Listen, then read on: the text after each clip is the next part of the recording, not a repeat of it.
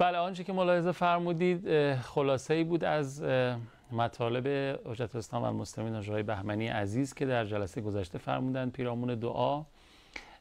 ببینیم امروز چه نکاتی رو مطرح میکنند و استفاده کنیم از محضرش. آقا سلام عرض کردم، خیلی خوش آمدید به برنامه. سلام بر شما و بر بینندگان عزیز برنامه. خیلی ممنونم، مثل همیشه مختصر و مفید.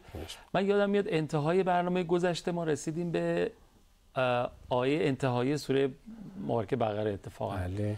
و ذیل اون آیه شما نکات تأمل برانگیزی رو پیرامون تفاوت‌های غفران و رحمت و عفو الهی می‌فرمایید. بله. می‌خواید اونجا رو کامل کنیم؟ بله. سراغ بحث جدید. بله. اون در اونجا هست که ربنا اعف عنا واغفر لنا وارحمنا انت مولانا الی آخر، که اونو بعداً بهش میپردازیم. اینجا تفاوت میان عفو، غفران و رحمت، اینها ترتیب به نظر میرسه معنی داره و مترتب بر هم میتونن باشن. این رو من با یک مثال فرض میکنیم. شما دعوت شدید جایی، با فرزندانتون آماده میشید که برید مهمانی. بچه ها لباس های مهمانی تنشونه، بهشون تأکید میکنید که بچه ها لباساتون رو تمیز نگه دارید، که میریم مهمانی همیشه مرتب باشید، دوست داشتنی باشید.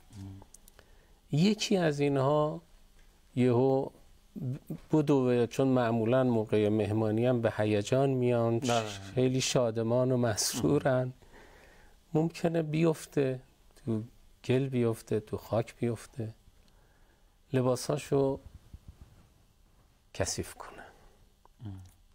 شما در مواجهه با این، یعنی انسان معمولا در مواجهه با این چند برخورد تصور میشه. یکی این که برخورد ناپسندیه، این که تنبیهش بکنه بچه رو.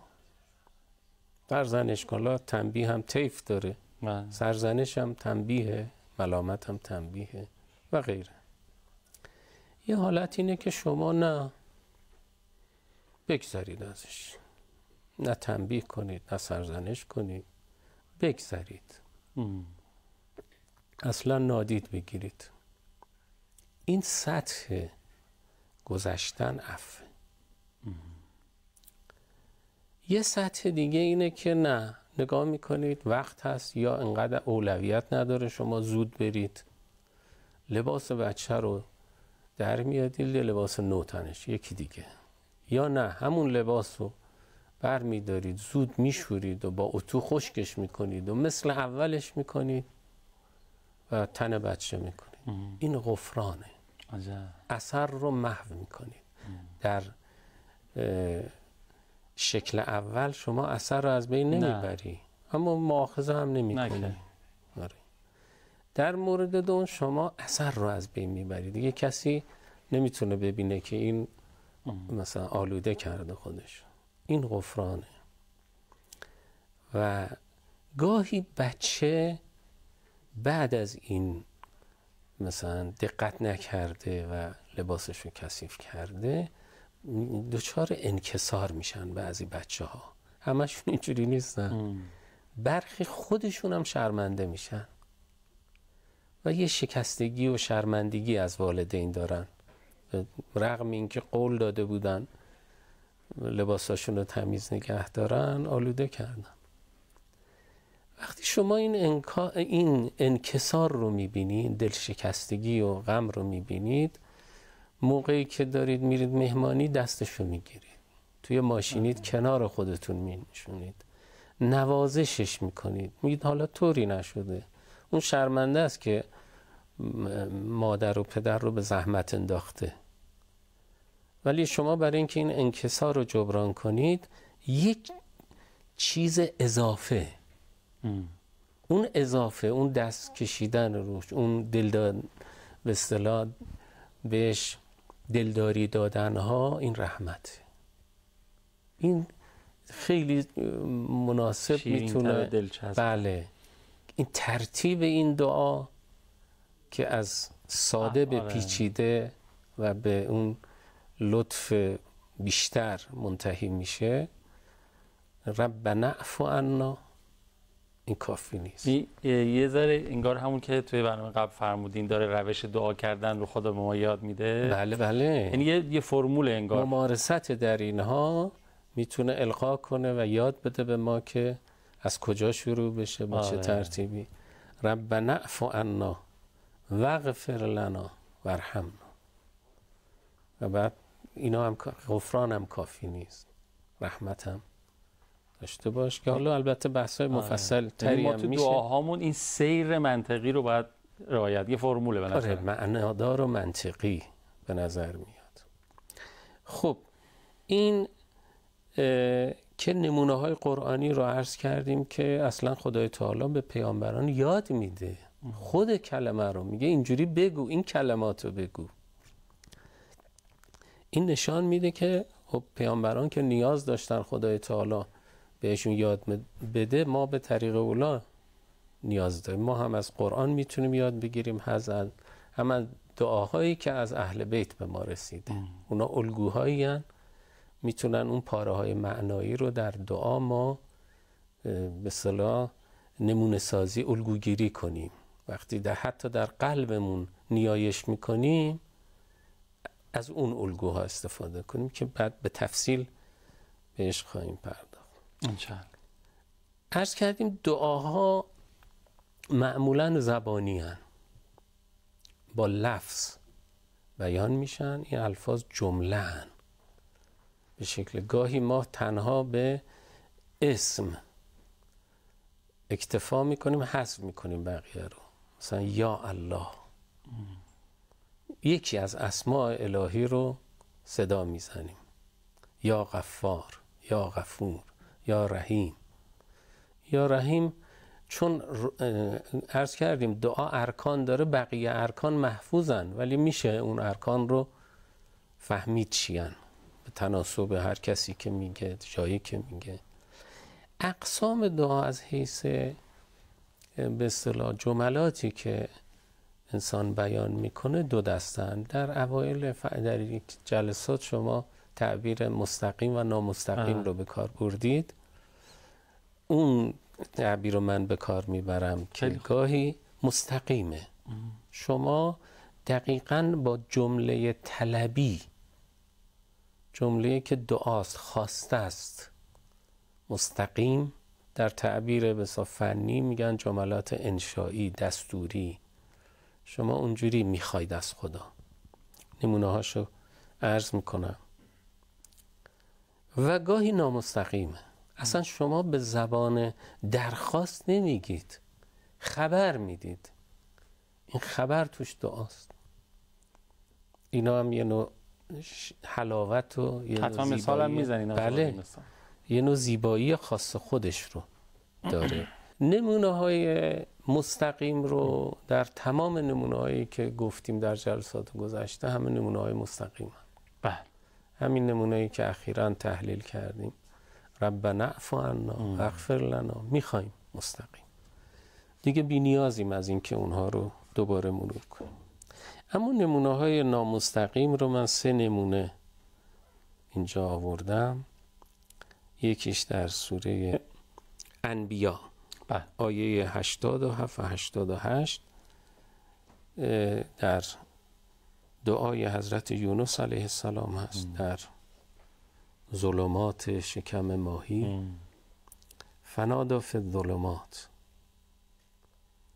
ان لا اله الا انت سبحانک انی کنت من الظالمین. ببینید دعا همه خبره، لا اله الا انت خبره، سبحانک منزهی تو، انی کنت من الظالمین، انی کنت من الظالمین، من ظالم بودم. بلا فاصله بعد داره در فاستجبنا له. یونس علیه السلام که دعای مستقیمی نکرد. ببینید این دلالت داره بر این که یه خواسته در درون این خبر وجود داره. اینا یه نوع عذوبتی، یه نوع شیرینی خاصی هم داره. فقط عرض حاله، انی کنت من الظالمین، هم بیان وصف جلال و جمال الهیه و بعد وصف حال خودشه. درخواستی ظاهرا اتفاق نمیفته، ولی این درخواست باره، این درخواستی داره که داره اینجوری زبان به مدح خدا گشوده و زبان به عرض حال خودش. داشتن مرور می‌کردم این روش تو بخش‌های از ادعیه معصومین هم هست. بله. عمدتاً توی فرازهای زیادی از معصومین، مثلا تو فرازهای ابتدایی و اینها با حمد و ثنا و سپاس خدا شروع میشه و اینها ضمناً پشت صحنه درخواستی هست اما رو نیست. دستاویزها آره. هستن. بله. خیلی ممنونم آقا. ما اگر اجازه بدین یه فاصله دوستان بگیریم و همین آیه‌ای که فرمودین رو از آقای حسین زاده درخواست میکنیم که پخش بکنن و برگردیم باز توضیحات بیشترش از شما بشنویم. بسم الله. اللهم صل علی محمد و آل محمد و عجل فرجها. و مرور دوباره بود بر آنچه که آقای بهمنی عزیز فرمودند. الحمدلله رب العالمین. ما حدود 10-11 دقیقه فرصت داریم تا بحثمون رو جمع کنیم. بسم الله. بله، من عرض میکردم دعا در جملاتی که ما در دعا بیان میشه و بیان میکنیم دو دسته تقسیم میشن. برخیشون مستقیم درخواست و دعا، برخیشون نه، جمله خبریه، خبری میدیم اما مضمونش دعاست. اینها نمونه‌هاش در قرآن هست. در سوره انبیا آیه 87 تا 88 نمونه ای را عرض کردم که یونس علیه السلام می‌فرماید فنادی فی الظلمات ان لا اله الا انت سبحانک انی کنت من الظالمین. بلافاصله خدای تعالی می‌فرماید فاستجبنا له و نجیناه من الغم و کذالک ننجی المؤمنین. این نشون میده این استجابت باید بعد از یک دعا اتفاق افتاده باشه. اون مضمون خبری در حقیقت طلب بوده، دعا بوده به زبان خبر. در آیه دیگری که باز یه تنوعی داره در عبارت، از زبان بلقیس ملکه سبع وقتی میاد به محضر سلیمان دعا نمیکنه ولی مضمون خبرش دعاست. عرض میکنه رب انی ظلمت نفسی. ببینید شبیه اونه، انی کنت من الظالمین. و اسلمت مع سلیمان لله رب العالمین. خبر میده که من ظلم کردم من خودم و اسلام آوردم با سلیمان برای خدای رب العالمین. این معناش اینه که حالا که این کار کردم پس منو بیامرز. ظلمت نفسی، چون خبر ظلمت نفسیه و خطاب به خداست. رب انی ظلمت نفسی. این مضمون دعاست. این خواسته ای داره اینجا که این اتفاق افتاده. از این مضامین هست. ما گاهی حتی تو گفتگوهای محاوره بین خودمون، بین خانوادهمون، مثلا به جای این که بگیم آب بیارید میگیم من تشنمه. آره. یا اینها یه مقدار شیرین تر میکنه، نوع دیالوگ از خشونت سوال خارجش میکنه که کسی بخوای. چون در خانواده در میان تعامل اجتماعی اینها دعا نیست، طلب هست. اما طلب در میان تعامل اجتماعی وقتی از مساوی به مساوی است درش یک مقدار خشونت هست، یک مقدار به استخدام کردن دیگران منتهی میشه دیگه. درسته؟ کسی که خودش کار داره، گرفتاری داره، ولی بیان غیر مستقیم یه مقدار اون زهر رو میگیره. البته ما یه بحث فقهی داشتیم اینجا، اینو عرض بکنم خالی از لطف نیست که معمولا غافلیم ازش، از این طلب ها به مناسبت یادم اومد، اما برای خودم درس آموز بوده، انشالله مفید باشه تذکرش. ما در بحث فقه رسیده بودیم به بحث احترام عمل مؤمن. یه قاعده ای داریم، احترام عمل. مضمون قاعده اینه که شما از هر کس کاری میخوای برای شما انجام بده، یا باید قرارداد ببندید و یا باید اجرت المثل رو بهش ذمه شما مشغول میشه.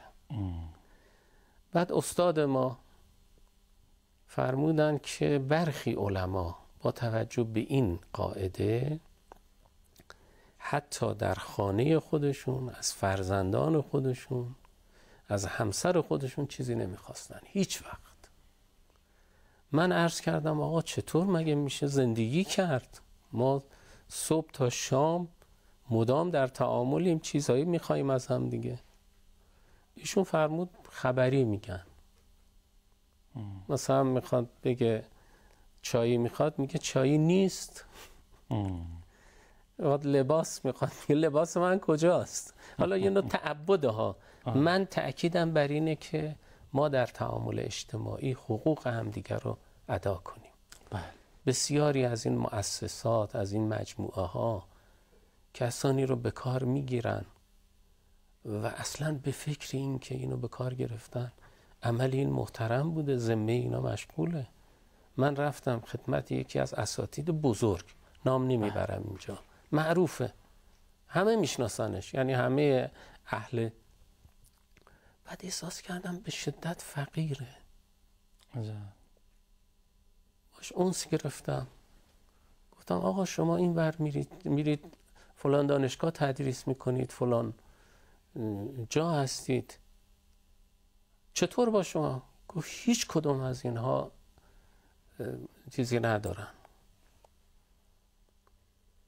مثلا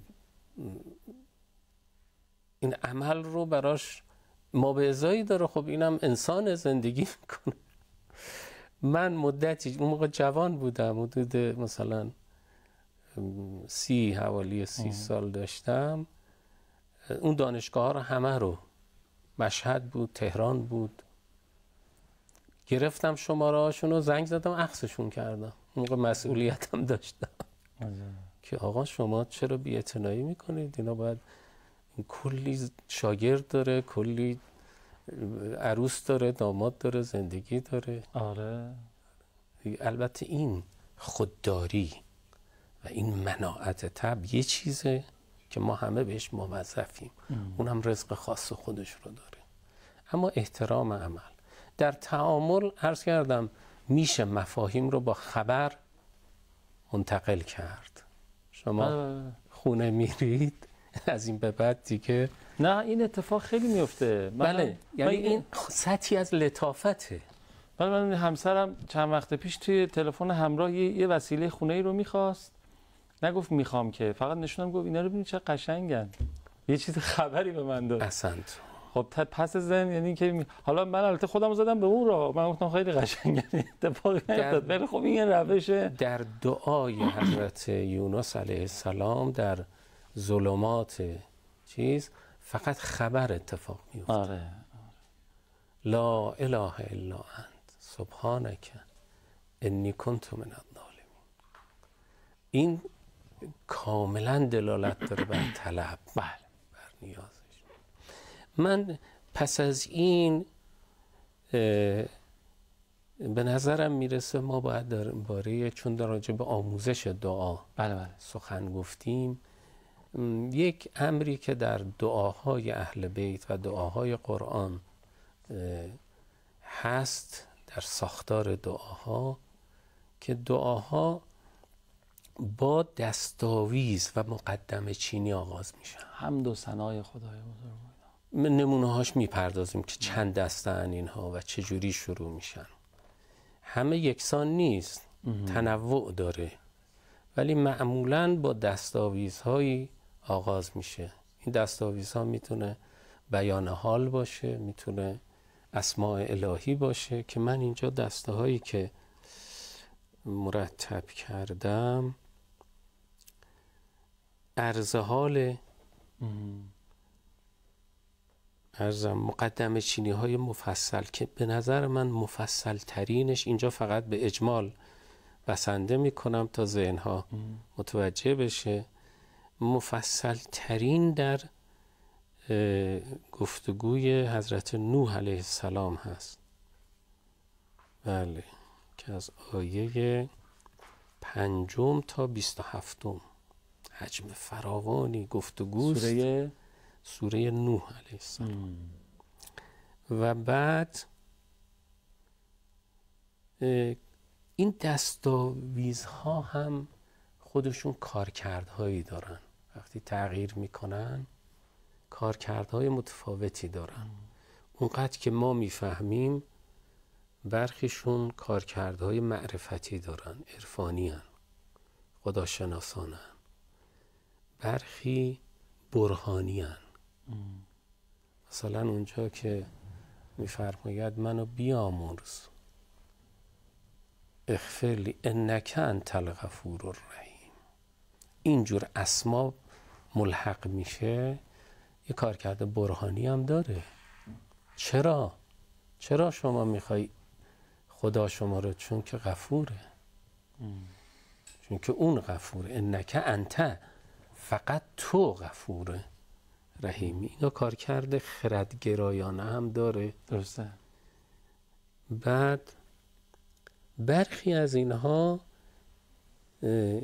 دستاویزها گاهی مقدم میشه بر دعا، گاهی در میانه دعا میاد، گاهی مؤخر از دعاست و گاهی توأمه. این تنوع در بیانها هم وجود داره که من انشالله در فرصت بعدی نمونه ها رو خدمتتون عرض میکنم انشالله. خیلی ممنونم حاج آقای بهمنی عزیز، خیلی استفاده کردیم، دست شما درد نکنه.